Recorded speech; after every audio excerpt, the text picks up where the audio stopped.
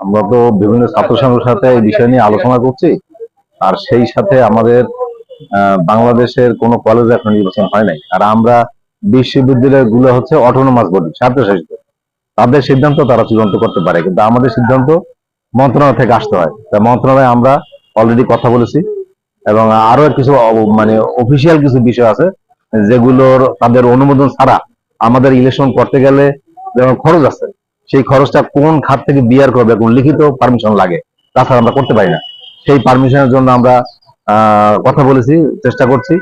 আর ওরা রোডম্যাপ চাচ্ছিল, আমরা রোডম্যাপের ব্যাপারে কালকে ওদের সঙ্গে কথা বলেছি, কথা বলে মোটামুটি একটা একটা পর্যায়ে আমরা আছি আর কি।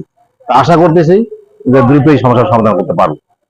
এই শিক্ষার্থীরা যেহেতু একজন হসপিটালে গেছে অলরেডি, আর একজন এখনো মানে প্ল্যানিং, স্যার এদেরকে অন্বেষণ ভাঙানোর জন্য কোনো হ্যাঁ, ভাঙানোর জন্যই আমরা 3-4 দিন ধরে বহু চেষ্টা করছি।